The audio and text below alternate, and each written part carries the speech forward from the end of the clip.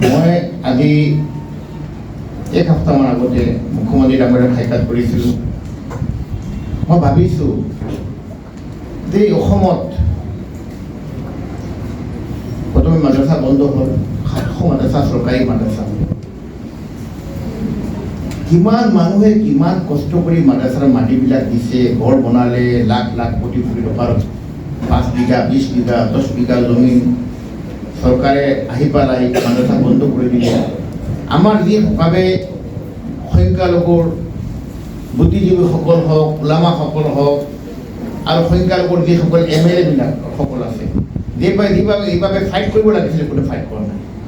এটা আমাৰ দুৰ্ভাগ্য। এইটো কিন্তু আমি চব দায়ী। কিন্তু এটা সময় সমাজে নহয়, আমাৰ ফিউচাৰৰ জেনেৰেশ্যনে আমাক প্ৰশ্ন সুধিব, আমাক গালি পাৰিব।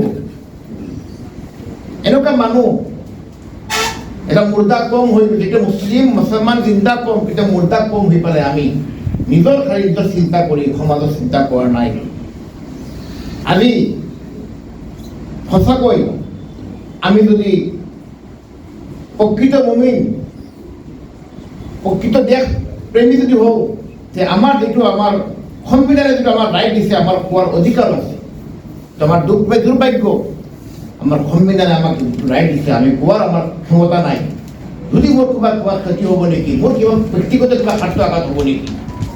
যোনে যায় মুখ্যমন্ত্ৰী ডাঙৰীয়াৰ সন্মুখত, মই চবৰ কথা কোৱা নাই, বেছি শতাংশ মানুহ পলিটিচিয়ান হওক, নন পলিটিচিয়ান হওক, নিজৰ ব্যক্তিগত কামত যায়। আৰু এনেকুৱা কথা ক'ব যি কথাত মুখ্যমন্ত্ৰী ডাঙৰীয়া ভাল পায়। এইটো আমাৰ দুৰ্ভাগ্য। আমি সমাজত এতিয়া আমি কাণ্ডাৰী, আল্লাহ তাআলা আমাকে দায়িত্ব দিছে সমাজৰ।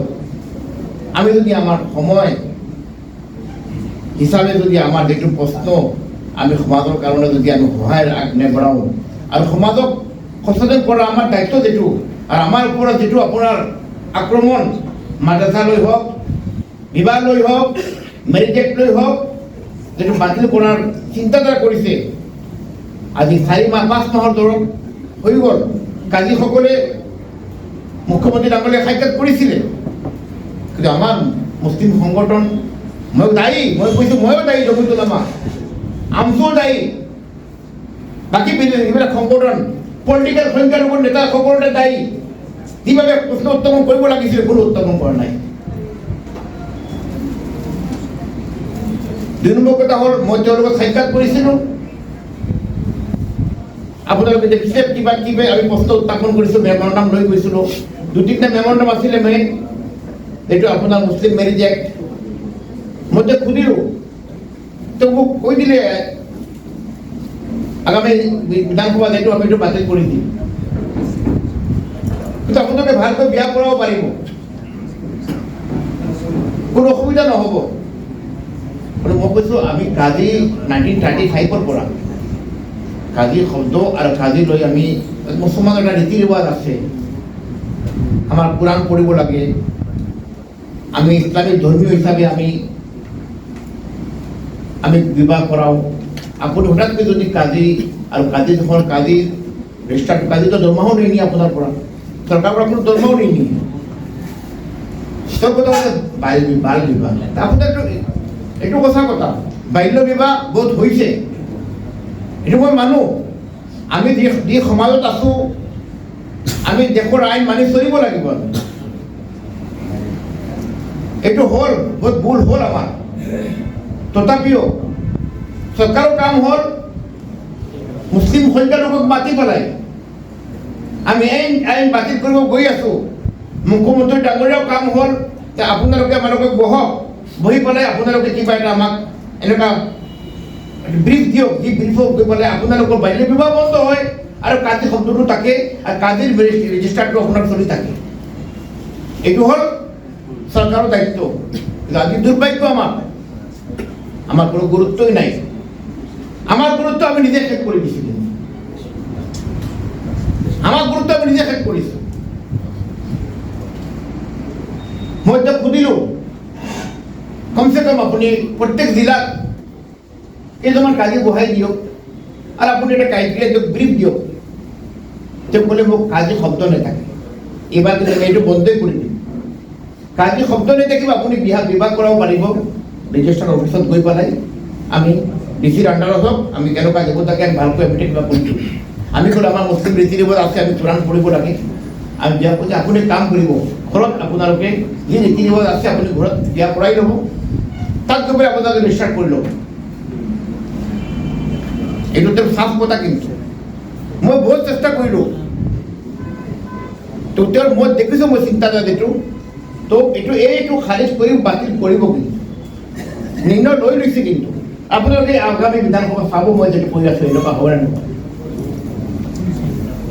সেইকাৰণে আমাৰ দায়িত্ব কি হ'ল, আজি আমি যে কমিটি, মই তেওঁক কৈছিলোঁ এটা কথা আৰু বহুবাৰ কথা আহিল যে 1 বছৰৰ ভিতৰত 5 মাহৰ ভিতৰত বহু বিবাহ এইটো 2টা বিয়া 3টা বিয়া সেইটো বন্ধ কৰিব মোক কৰি নিজে, এইটো মোক কৰি আছোঁ। তেতিয়া মোক আপুনি জানে নেকি ইছলামত বহু বিয়া কিয় আহিছে? আপুনি বন্ধ কৰাৰ আগতে আপুনি আমাৰ লগত পৰামৰ্শ কৰক, কিয় ইছলামে কোৰাণে কিয় বহু বা মাছলা চুলাচা ৰুবা কিয় কয় 2টা কৰিব পাৰিব, 3টা 4টা? এনে নহয়, ইছলামত বহুত বিধি আছে, বিধান আছে, কোন সময়ত আপুনি কৰিব পাৰিব। মই উদাহৰণ দিছিলোঁ তেওঁ যে এজন উইডো ওমেন, বিধৱা মহিলা, 4টা সন্তান, তোৰ বয়স 20 বছৰ ধৰক, 25 বছৰ ধৰক, হাজবেণ্ড নাই, এই ল'ৰাবিলাকক কোনে সংস্থাপন দিব? এই ছোৱালীবিলাকক কোনে সংস্থাপন দিব? ল'ৰা ছোৱালী কণমণি এতিমসকলক, অৰ্ফেনক কোনে দিব? তেতিয়া ইছলামে কয় যে আপুনি অবিবাহিত মানুহে গাৰ্জেনো এলাও নকৰিব, তুমি বিবাহিত চিন্তা চৰা ল'ৰা ছোৱালীক মাক তুমি বিয়া কৰা। ইছলামে কি কয়? তেওঁ বিবাহিত মানুহক তুমি যেতিয়া এটা কৰা, 2টা আৰু এটা কৰা, তাক সংস্থাপন দিয়া, কিবা সুৰক্ষা দিয়া, তাক ভাল এডুকেশ্যন দিয়া, সেইটো ইছলামে কয়। এনে নহয় যে আপুনি 4টা 5টা অনলি ফৰ ছেক্সৰ কাৰণে। মই কৈ আছোঁ, নিজৰ খালি আপোনাৰ যৌৱনৰ কাৰণে যদি আপুনি 3টা 4টা কৰি যায়, ইছলামে কেতিয়াও অনুমতি নিদিয়ে। আমাৰ মানুহ ইছলামক এটা ধেমালি মজাক বনাই থৈ দিছে। ইছলাম অধ্যয়ন কৰা নাই, ইছলামো নুবুজে, আমাৰ মুছলমান। মই আৰু এটা প্ৰশ্ন উত্থাপন কৰিছোঁ, আমাৰ ধৰ্মত যিসকল বিবাহিত মানুহে যদি আপোনাৰ কিবা বিয়া কামত লিপ্ত হয়, লিভিং ৰিলেশ্যন ৰাখে, ইছলামৰ চাজাটো ডাঙৰ, শাস্তি ডাঙৰ, তাক ৰজম কৰা হয়। মোক সুধিছে ৰজম বুলি কি, ৰজম মতলব কি বুজি পোৱা নাই। তাক সংসাৰ কৰা হয়, সংসাৰ পাত্ৰ দি মাৰি মাৰি তাক শেষ কৰা হয়। ইছলামিক ৰাষ্ট্ৰৰ এইটো শাস্তি। বহুত মন্ত্ৰীও কৈছে ঠিক আছে, মই আবাহিক যদি মহিলা থাকে ঘৰত বিয়া পাতিব পাৰিব, মোক ক'লে কথাৰ কোনো। মই তেতিয়া অনুভৱ কৰিছোঁ, আমাৰ ডাইলগো হোৱা নাই, টকো হোৱা নাই। মোৰ আমাৰ লগত মানুহবিলাক কথা নগৈ পেলাই কি কয় জানে নেকি? বহুত মানুহ যায়, এই কাজি বন্ধ হ'ব লাগে, বহুত বাল্য বিবাহ হৈ আছে, বহুত মানুহ যায়, এইবিলাক বিয়া বন্ধ হ'ব লাগে। এইবিলাক আমাৰ ক্ষতি হৈ আছে। কিন্তু সেইকাৰণে মই আমাৰ MLA সকল যি দায়িত্বত আছিলে, 2টা পাৰ্টিৰ MLA, দুৰ্ভাগ্য যেনেকৈ দৰে এই MLA সকলে আমাৰ এইবিলাক সমাজৰ সমস্যাৰ প্ৰশ্ন উত্থাপন কৰিব লাগে, কৰিব পৰা নাই। আপোনালোকে আমালোকৰ কাণ্ডাৰী। কিন্তু এদিন ইনশাআল্লাহ চবে মৰিব লাগিব, এই দুনিয়াৰ পৰা যাব লাগিব, চব আল্লাহৰ সন্মুখীন হ'ব লাগিব। আমি যে বুঝে আমাৰ দায়িত্বত আছো, মই যদি নেমাতো মোৰ এই দায়িত্বত থাকাৰ কোনো অধিকাৰ নাই, মোৰ অধিকাৰ নাই। মোৰ আমচুৰ ৰেজাউল কৰিম সৰকাৰ আমচুৰ পদত আছে, তো মাত নেমাতি সমাজৰ কাৰণে সংখ্যাৰ কাৰণে অধিকাৰ নাই। কিন্তু তেওঁ মাতি থাকে, মই দেখিছোঁ। মোতকৈ তেওঁ বেছি মাতে, মই বাহিৰত থাকোঁ। পিছত মোক ক'লে তেওঁ আমাৰ ধৰ্মটো আছে বিয়া কাম, লিভিং ৰিলেশ্যন, যদি এটা লিভিং ৰিলেশ্যন থাকে, অবৈধ বিয়া নহয়, এই যে সন্তান হ'ব তাক নাম কোনে দিব? তাৰ বাবাৰ নাম কি কোনে দিব পাৰিব নেকি? তেনেহ'লে এই যে ইছলামে কি কয়, এনেকে হদিছত আছে, আপুনি যদি আল্লাহ নবী সাল্লাল্লাহু আলাইহি ওয়াসাল্লামৰ কাষত এজন সাহাবী আহি পেলাই কৈছে মই বিয়া পাতিব বিচাৰিছোঁ কিন্তু মোৰ একো সংস্থাপনৰ কাৰণে ব্যৱস্থা নাই, আল্লাহ নবী সাল্লাল্লাহু কি কৈছে? ৰোজা ৰাখা তুমি। ইয়াৰ কথা কোৱা নাই, কাৰণ তুমি দায়িত্ব পালন কৰিব নোৱাৰিবা, তুমি যিভাৱে ৱাইফৰ হক আছে আদা কৰিব নোৱাৰিবা। ইছলামে কোৱা নাই কালি এটা বিয়া দুটা বিয়া চাৰিটা কৰি থাকা, কেতিয়াও কোৱা নাই। সেইকাৰণে আমি বুদ্ধিজীৱীসকল ওলামাসকল বহি পেলাই আমি বিবেচনা কৰিব লাগিব। আমি এটা মেমৰেণ্ডাম আকাৰে তেওঁক গৈ পেলাই আমি দিব লাগিব। তেওঁ মোক এটা কথা ভাল কথা ক'লে, ঠিক আছে ভাল কথা, আপোনালোকে কাম কৰক, জমিয়তে আমছে মিটিং পাতক, আপোনালোকে বুদ্ধিজীৱীসকলক লৈ পেলাই মিটিং পাতক, পাতি পেলাই যিবিলাক আপোনালোকৰ প্ৰশ্ন আছে আৰু যিবিলাক ক্ৰাইটেৰিয়া আছে, নিয়ম নীতি আছে, ইছলামে কি কয় এইটোবিলাক মোক ভালকৈ আপুনি লিখি দিয়ক। আপুনি দিলে মই এইবিলাক চাম, বিবেচনা কৰিম। এই কথা হ'ল মোৰ আজি মই যোৱাৰ কাৰণে, সাক্ষাৎ কৰাৰ কাৰণে, প্ৰশ্ন উত্থাপন কৰাৰ কাৰণে ভাল এটা মিটিং হ'ল হাজী ফুৰকান সাহেব আৰু আমাৰ মৈৰাবাৰী মৰিগাঁৱৰ মৌলানা মুফতি বতুৰ ৰহমান সাহেব মোৰ লগত আছিল। সেইকাৰণে আৰু বহুত কথা হ'ল। আজি ইভিকশ্যন, আমি ঘৰত বহি এচি ৰুমত থাকি আছোঁ, জানেনে আপোনাৰ কিমান হাজাৰ হাজাৰ মানুহ আজি গৰুকুটি হওক, চাংমালি হওক, বৰপেটা হওক, বিভিন্ন অসমৰ ঠাইত আকাশৰ তলত অতিবাহিত কৰি আছে। প্ৰত্যেক মাহত যেতিয়া তুফান বৰষুণ আহে মোৰ হোৱাটছএপত মেছেজ আহে, পুৰা গৰুকুটি, পুৰা মানুহবিলাক আপোনাৰ বাটত আছে, কিবাটো আপোনাৰ ময়দানত আছে, পুৰা তুফানে উৰাই লৈ যায়। মানুহ সাহায্য কৰা মানুহ নাই, চবে নিজৰ চিন্তা কৰি আছে। কিন্তু মনত ৰাখিব, আমি চবে একদিন আল্লাহৰ সন্মুখীন হ'ব লাগিব। আমাৰ দায়িত্ব কি? আমাৰ মুখ বন্ধ, আমাৰ দত বন্ধ, আমাৰ পকেট বন্ধ, আমি একো কৰিব নোৱাৰোঁ। মই মুখ্যমন্ত্ৰী ডাঙৰীয়াক ক'লোঁ, মই এইবিলাক মানুহক সংস্থাপন আপুনি দিয়ক। কিছুমান মানুহক সংস্থাপন দিছিলে, আপুনি গৰুকুটিত, মই নিজে গৈছিলোঁ, শ্যামপুৰত, ধলপুৰৰ শ্যামপুৰ যিটো আছে 500 বিঘা মাটি দিছিলে, আৰু কিছুমান ঠাইত 100-200 বিঘা মাটি দিছে। 1 বিঘাকৈ দিছিলে, কিন্তু এতিয়া কি হ'ল, 1 বিঘাকৈ 300-200 মানুহ ফেমিলি আৰু বহি গ'ল আহি পেলাই। কাৰ কোন মাটিৰ পাট্টাই নাই। আপুনি মাটিৰ পাট্টা দিয়ক মানুহক।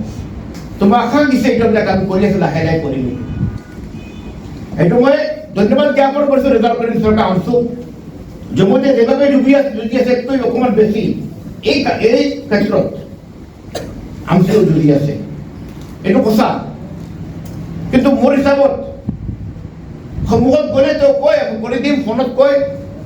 যদি আপুনি চাংবাদী চায়, এতিয়া চাংবাদীৰ কথা কি হ'ল, আৰু আপোনাৰ তাত নকুৰি এটা আছে, 310 পৰিয়ালক এটা মাটি 17 চাকৈ দিছে। আমচে বহুত চেষ্টা কৰিছে, ময়ো কৰিছোঁ। এতিয়া 100 বিঘা মাটি, 100 পৰিয়ালৰ মাটি ফিল হ'ল, বাকী 210 পৰিয়ালৰ কাৰণে ইমান পানী।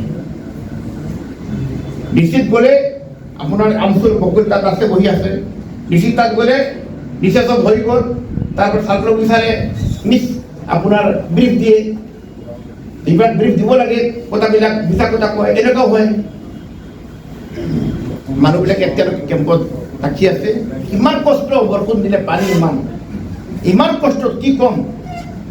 হাজাৰ হাজাৰ ল'ৰা ছোৱালী, হাজাৰ হাজাৰ ল'ৰা ছোৱালী, মই 1000 নহয়, 2000 নহয়, 3000 ওপৰত শিক্ষাৰ পৰা বঞ্চিত হৈ আছে।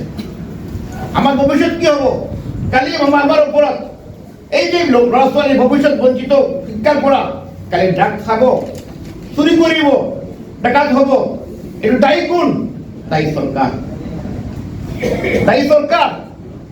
যদি সত্যকাৰে যদি সেইসকল সংখ্যালঘু অসমৰ বাসিন্দা, প্ৰকৃত ভাৰতীয় নাগৰিক গৰা খহনীয়াৰ কাৰণে হাজাৰ হাজাৰ মানুহ নিজৰ মাটি ভাঙা মানুহ, ব্ৰহ্মপুত্ৰ নদীয়ে মানুহৰ ঘৰ লৈ গ'ল, সেইসকল মানুহ বিপদত পৰি পেলাই আহি পেলাই বেছি শতাংশ মানুহ আহি পেলাই আপোনাৰ ফৰেষ্ট ক্ষেত্ৰত থাকিছে।